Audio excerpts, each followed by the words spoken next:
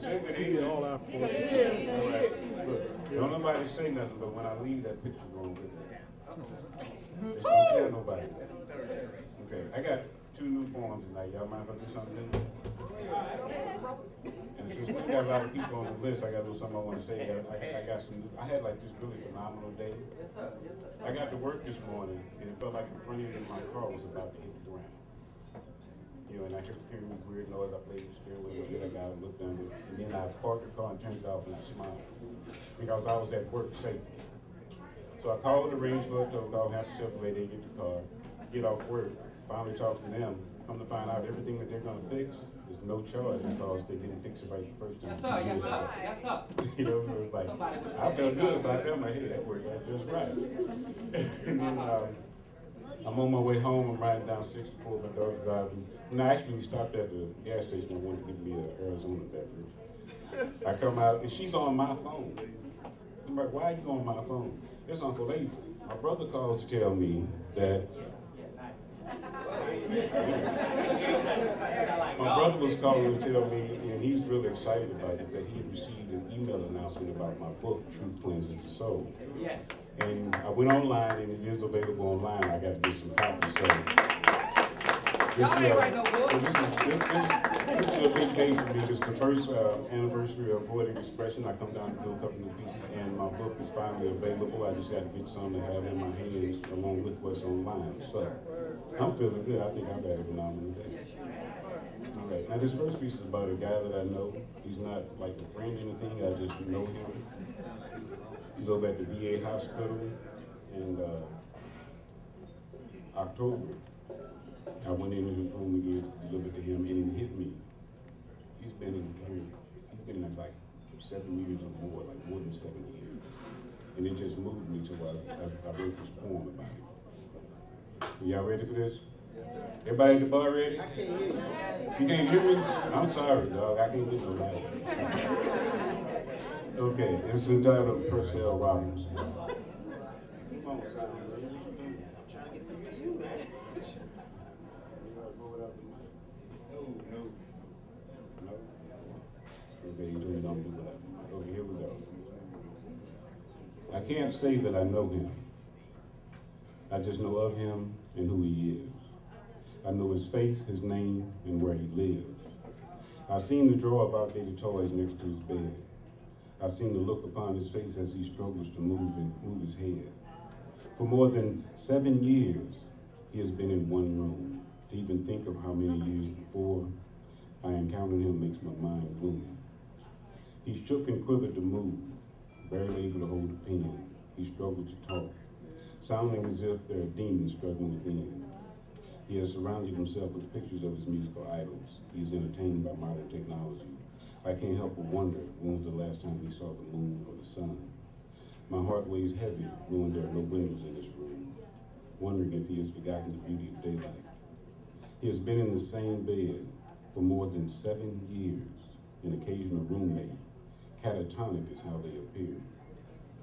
He looks to be troubled, to the point of no longer having tears. I pondered if he lay there some days and nights drowning in fear. What could a man have done to be in prison and illness for years? Appearing to be strong at times, then weakened again. I wonder if he smiles or cries within, if he reviews his life remembering how he once was. A remarkable man, a giving father, a forgiving lover, a brilliant professional, a really cool uncle, a dutiful son and nephew, a good brother, a sharp dresser, a keeper of the peace, a lover of music, or maybe he's just thankful to be alive, to have sight in his eyes, to have shelter from the elements, to be able to dream, to inhale each and every breath. I question me. Do I take my legs for granted? Do I really appreciate the rising and setting of the sun? Why am I not thankful for the ability to simply hold a pen? Am I making full use of my God-given eloquence and gift of expression? Can I ever share enough love from my heart? I wonder how Purcell Robinson feels. I ponder, how would he orate his life? I wonder what would he choose to say if he could make one statement that would change the world for the better. Maybe he's just a reminder that I should be grateful for every step, for every breath, for every glimpse of light, for every verse I write, for every sound of applause, no matter who it is for. I wonder what weighs heavy on his heart. I ponder what does he sing from the depths of his soul. Only Purcell Robinson knows. Woman titled Purcell Robinson. All right.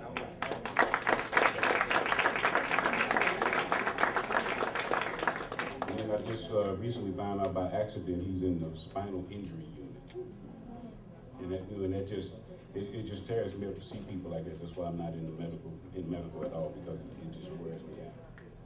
Okay, now, this is stuff that takes place in my head. It's called In My Clouds. In my clouds. You know where the rain come from?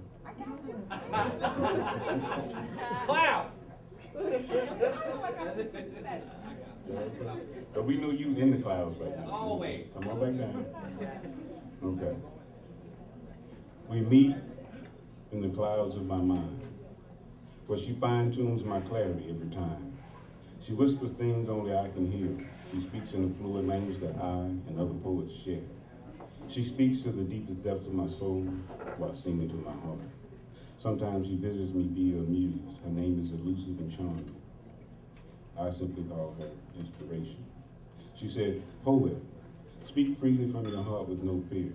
Say what you really think and feel. Your words must be sincere. Listen, poet, with open eyes and open heart to all things around you. The world is who and what you are. Watch, poet, so your eyes can stay clear. Be quiet and observe, allowing the lessons of life to unfold." She said, "Whisper, poet, so your voice will fall upon the truly attentive ears." She said, "Poet, you must learn to love so you can always write in tune with life. So write, poet, so the pages of your life will be full. Spit, poet, with clear syllables of enunciation and deliberate tone. Even the simple lines have their place in time. Allow your verbal agility to be the rain spawning from your tongue. It is your responsibility to communicate messages that may otherwise be unsung. Be direct, out of respect for those who can accept the truth. Be honest, poet, so you would never have to live a lie. Be loud when deaf ears challenge the truth. Be bold when injustice steps to the plate. Be elusive, poet, when nonsense tries to change your pace. Learn to embrace all of life, remembering in times of darkness that you can and will reach the light." She said, "I am inspiration. I will always meet you in these clouds in my own sweet time. This is the rhythm of our time and the rhythm of life as we sit in silence and observe, as we speak loudly, screaming at the top of our lungs, as we whisper ever so gently to ears in need of kind words." She said, "Poet, I live within your heart and soul, just waiting for you, poet, to inhale my essence. You are me and I am you. Poet, do what you do. Speak, live, love, be true. As you exhale the next note of my life, speak of what is wrong and what is right, so that you may serve your true purpose." So that she said, "Poet, please listen to me. I'm not here to tease. I am here to please your creative energy, serving the power within you for the greater good. Poet, you are the human race and the human race is you.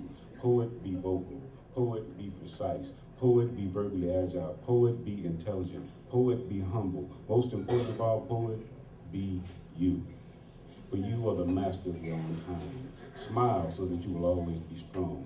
Give so that you will always know satisfaction. Share so that you will never be alone. Always give your heart.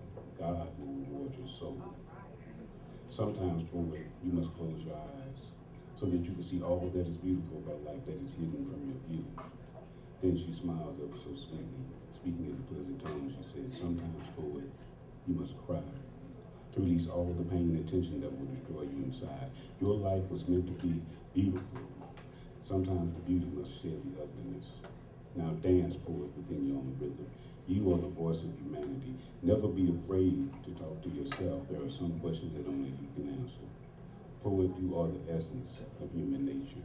Now walk, poet, walk so that you may travel." Poem entitled In My Clouds. Thank you.